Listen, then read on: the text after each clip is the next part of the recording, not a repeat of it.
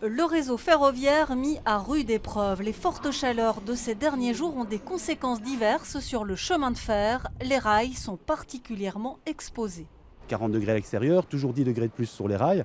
Avec cette température, on avait des pressions de plus de 50 tonnes entre les rails. Conséquence, le risque que les rails sortent de leur berceau. Les caténaires sont aussi sensibles aux fortes températures. Elles se dilatent et peuvent se creuser, avec le danger qu'elles se brisent. C'est arrivé plusieurs fois ces derniers jours et ce matin encore.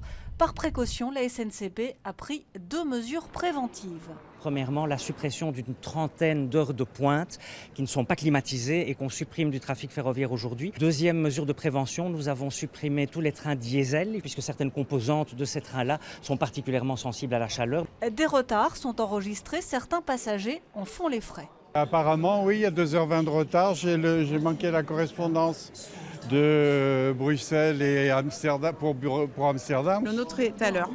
Par contre, on est venu à Bruxelles avant-hier et du coup, il y a eu un problème de caténaire. Et du coup, on est arrivé à 18h au lieu de 13h30, mais bon. Et oui, parce que les Thalys aussi subissent les problèmes rencontrés sur le réseau belge. Des retards sont enregistrés, des trains ont été supprimés. L'entreprise ferroviaire tente au maximum de réduire le nombre de ses passagers. On a provisoirement fermé la vente de nos tickets pour aujourd'hui et pour demain.